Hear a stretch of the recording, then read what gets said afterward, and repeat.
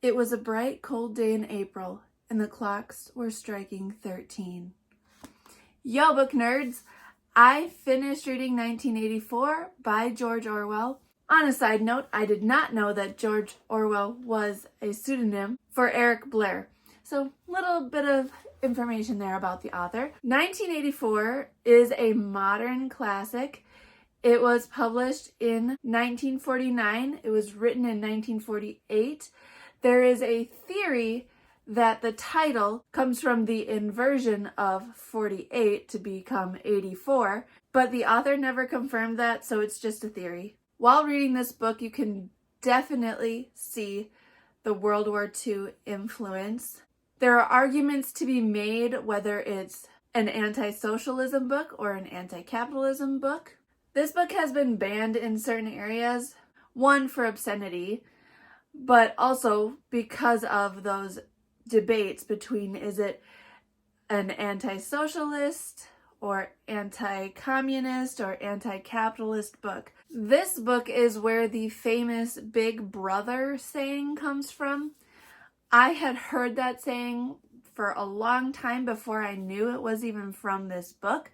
And that is the main reason why I eventually wanted to read this book, because I wanted to know where the term Big Brother came from. If you're not familiar with the term Big Brother is the head of the government of this world. So in this world, it is an alternate reality. This is a sci-fi book. And basically there are 3 giant super states that control the entire world. You have Oceania, which is where our main character Winston lives. And then you have Eurasia and Eastasia. And they control the entire world, and they're constantly at war with each other. And Big Brother is the head of the party, and the party controls Oceania. This society is so interesting because you have Big Brother, who is quote unquote always watching you. He is always watching you, but you never actually see him. So you don't know if he's real or fictional. And then you have the party, which is made up of the inner party and then the outer party. The inner party are like the high-ups that control everything. In the inner party, you have a group called the Thought Police, which I'll talk about more in a little bit. And then you have the outer party, which Winston, our main character, is a part of. And then below the outer party, you have the proles, or the proletarians. So it's quite a hierarchy in this society. So the idea that Big Brother is always watching comes from the fact that literally the government is always watching you. They have cameras and microphones everywhere. Your every movement is being monitored. Your every facial expression, every muttering you make, like you are constantly being scrutinized. And if you even blink incorrectly, you could be arrested. And the Thought Police are like the scariest thing out there, because thought crime, even thinking about being against the party in some way, shape, or form, even thinking that anything the party does is bad, even thinking that the war is wrong, or anything that the party deems wrong, any thought, it doesn't even have to be an action, any thought, the Thought Police can arrest you.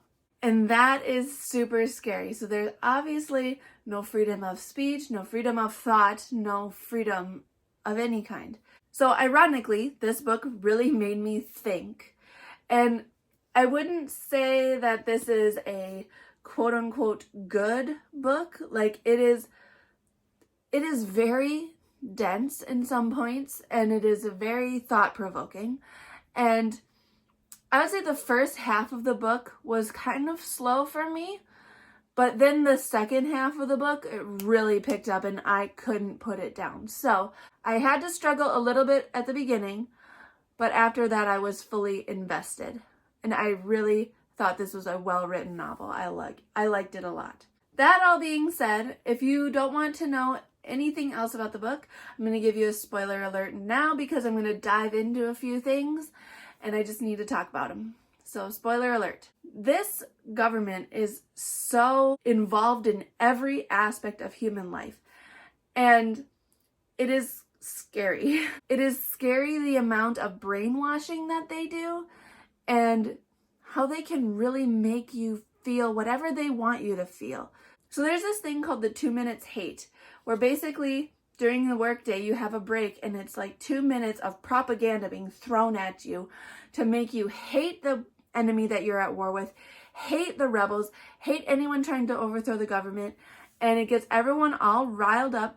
Even Winston, like Winston is struggling, Winston is having thought crimes, but at the same time, he still gets caught up in this 2 minutes hate, and he has some very scary emotions come out. This 2 minutes hate creates urges in Winston to kill people and to rape women. And that is so disturbing, and it makes me wonder, are these like natural urges that Winston has that this 2 minutes hate is just drawing out? Or if these 2 minutes hates never existed, would Winston ever have those urges? Would he ever feel that way? Are these emotions embedded in him because of all this propaganda? And so it's very creepy and scary, like that these urges are inside our protagonist. So Winston is definitely like a morally gray character. There's another scene where Winston and a coworker are talking about Newspeak, which is the official language of Oceania. And eventually they want English to be gone and everyone should use Newspeak. And this is another scary idea because Newspeak is the only language that cuts outwards. It is not a growing language. They're shrinking it down. And the whole point, and they openly admit this, the whole point is to limit people's thoughts. If people don't have words for certain things, then they can't commit certain crimes because they can't think about doing them because they have no words to think about it. And that's crazy. Like, that is so crazy to think about. That this is the way the government intends to control their mind, is by shrinking their language down.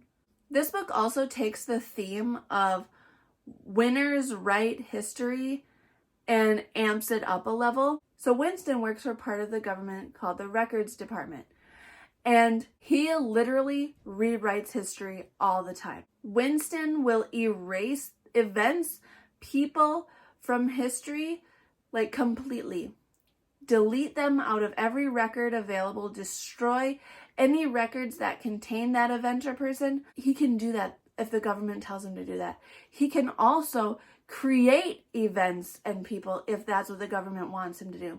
So he is literally rewriting or erasing the past depending on what the government wants at that moment in time.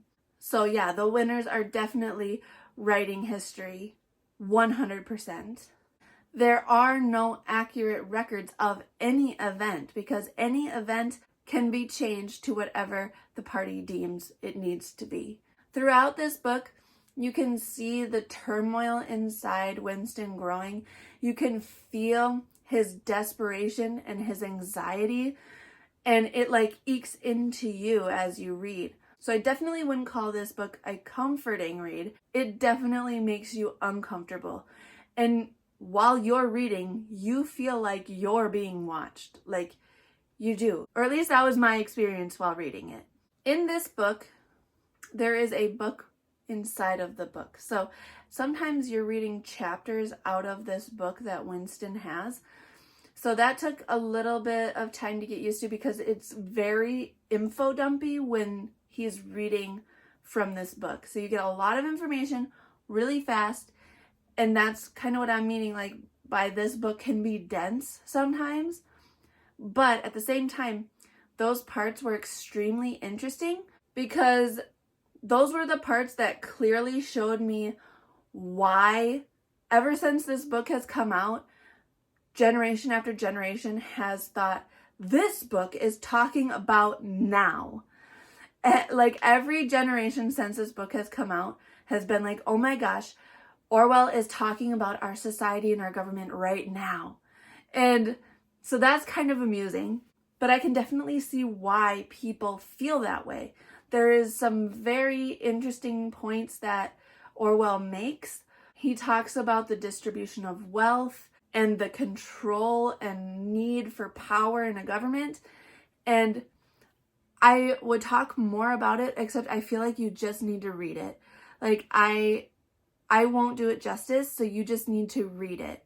Because as soon as I read it, I was like, oh my gosh, I see why people think this applies to their present day. Because it just kind of makes sense. I don't know how else to word it. It just makes sense. The other thing that these chapters, that this book within a book does, is it lays out how Oceania and the entire world became the way it is. And that was extremely interesting because most dystopian novels that I read, you're just thrown into the world and they don't explain how you got there. And so it adds a layer of like, this could never really happen in those other books, but this book literally lays it out step by step how we got here. And it's like, oh my gosh, this actually seems like it could happen. It feels like this could actually happen. It makes sense how they ended up in the society that they're in. And it's scary. It is scary. Okay, now I'm really going to get into some spoilers. So again, spoiler alert if you don't want to know this, because I am going to spoil some things. I have to talk about the ending. I gotta. Winston starts a romance with this girl named Julia. And romance is not allowed, like, at all. Like, the party thinks sex should only be used to procreate. And, like, love is, like, not a thing. And so the fact that Winston and Julia fall in love and have this romance, like, it's illegal. They could be arrested for that. Let alone the fact that Winston could be arrested for all of his anti-government thoughts that he's been having. And Julia agrees with him on those, so she could also be arrested for thought crime. And so they're in this illegal romance, and they both are against the government, and they are using sex as a political statement, and, like, their relationship is so interesting, first of all. But they decide to trust a man called Mr. Charrington, and they rent a room from him. And the twist is that Mr. Charrington is working for the thought police, and I did not see that coming. I did not see that twist coming. When that reveal happened, I was floored. I don't know why I didn't see it coming, but I just could not believe it. I was dumbfounded. Another person that they trust was O'Brien, and he betrays them too, and he is also a member of the thought police. And I did see him coming. I always had my doubts about him, so that one didn't really surprise me. But O'Brien is the one that gave Winston the book that he's reading that's explaining everything about the government, and that book is illegal. And so I didn't understand why O'Brien would give him the book and why he wouldn't just arrest him once he knew he was a thought criminal, because he obviously knew he was if he was going to give him the book. So I don't understand why he drug it out so long. That was interesting. But those two people betraying him made me wonder who else was going to betray him. I was wondering even if Julia was going to betray him, but thankfully she doesn't. I don't know if that's a good or bad thing though, because literally they do both get arrested, and both of them, Winston and Julia, get tortured, which honestly, the torturing of Winston was so hard to read. Like, it made me feel like this book, yes, it's dystopian and sci-fi, but it also felt kind of like horror, because the descriptions of Winston's body and him being starved and tortured, and oh my gosh, it just put some really horrible images in my head, and it was creepy and horrific. I don't have any other words to use. The ending of this book also just really caught me off guard, because I was kind of thinking like, oh, Winston will miraculously be saved or the government will somehow be overthrown. Neither of those things happen. This is a tragedy. This book is a warning. Winston is completely brainwashed through torture, completely wiped clean. Like, his mind is completely altered over, we don't even know how long he's being tortured. Like, it could have been years. It probably was years. Like, they just wipe his mind clean and make him a little robot of the party, and then they release him. So, like, he doesn't die, but he pretty much is dead. Like, it's a metaphorical death because he is completely owned now. He is not his own person at all. He is completely taken over by the party's philosophy. He is not an individual. He has died. He has ceased to be the Winston from the beginning of the book. I was not expecting that ending at all. And this whole book just makes you question, what is truth? What is freedom? And this book is definitely like a warning to not become just some mindless follower of whatever doctrine, like insert doctrine here. Like, you need to be able to think for yourself and stand up for what you personally believe is right. And you can align with philosophies and certain doctrines, but don't just blindly accept things. I believe this book was a warning. Don't become passive. Don't be a blind follower. I don't even know what else to say. Like, it blew my mind, and I'm so glad I read it. It was so dense, but so thought-provoking in like a good way. I just think that everyone should give it a read. If you've read this book, let me know your thoughts in the comments. Tell me if you liked it, if you didn't like it. Let's chat. I enjoyed this book, but it creeped me out, and it was not what I was expecting at all. That's all for me today. I hope you all have a lovely week, and I will talk to you next Monday. Hit like and subscribe. Thanks for talking books with me.